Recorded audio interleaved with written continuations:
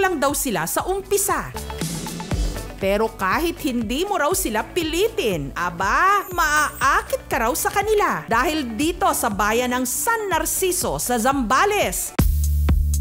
Sila lang naman ang di umano pinaka-pretty na mga beshi. At magbabardagulan sila sa pagrampa sa parada dahil ang may pinakamagandang mukha ang mag-uuwi ng premyo sa Grand Sagala 2023. Ito ay isang highlights para sa upcoming event na Pride Month. Ang mapipiling Sagala po ay makakatanggap ng cash prize, tropeo. Kaya ang 24-year-old stunner na si Dada, itinodo ang paghahanda para maiuwi ang corona.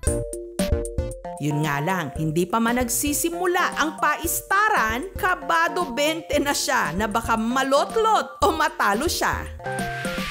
Ilang araw kasi bago ang Sagala, si Dada ginost ng kanyang escort not once but twice. Exam po kasi namin nun. May biglaan pong demo namin sa subject po namin. Kaya ang naisip niyang gawing konsorte ang nag-iisang lalaki sa kanyang buhay, walang iba kundi ang kanyang ama, si Eddie Boy. Nagtanong ako kay mama kung pwede ba si Papa na yayain maging escort.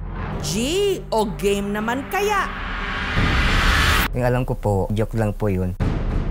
Dahil nag-iisang anak, inasahan daw ni Eddie Boy na ang anak nilang si Daryl John ang magdadala ng kanilang apelyido. Simulit po siya, ma'am. Ang tingin ko sa lalaking-lalaki. Pumunta po kami sa palengke po. Ano gusto mo dito, anak? Oh, ito gusto mo ba ito? Sabi ko na, Barbie. Iba po yung nadampot niya.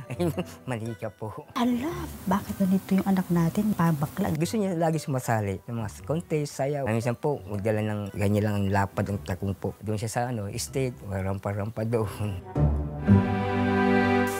Yung mga pamangkin kong maliliit, sinabihan niya na narinig ko na huwag kang tutulad kay kuya mo, Dada. Bading. Medyo nasad po ako. Dahil daw dito, lumayo ng kaunti ang loob niya sa kanyang ama. At sa kanyang pagdadalaga, si Daryl John naging si Dada. Okay na po din sa akin. Wala siyang ibigay sa akin ng apo. Si Dada po, sapat na po sa amin. Kasi yun ang bigay sa amin ng Diyos.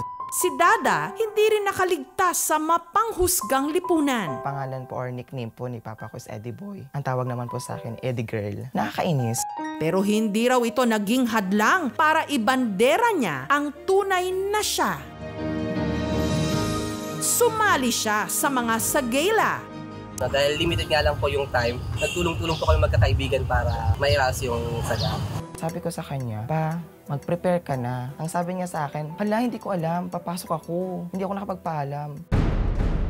Ang tanong, sisipot kaya si tatay? Ngunit ang anak ay anak, kaya si Eddie Boy lumiban sa trabaho para eskortan si Dada.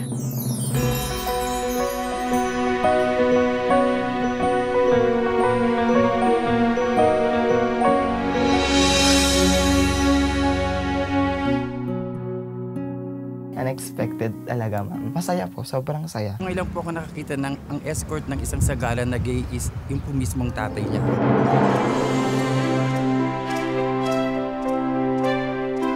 Inspira po sa akin yung araw na yon. Sumaya ako.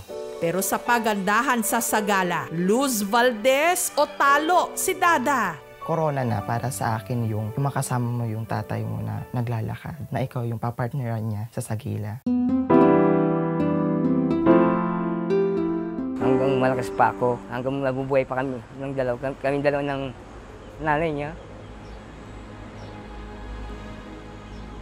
Bigyan siya ng magandang buhay. Huwag hintayin na siya ng panahon. Bibigay ko kasi ang tungkulin ko sa pamilya bago sa akin. Sila muna po, sa anak ko, sa asawa ko. Sila muna mauuna. Sobrang nakaka-proud. Hindi na ako makakahanap ng magulang na katulad nyo. At nahihirapan ako pag isa sa inyo yung biglang mawala.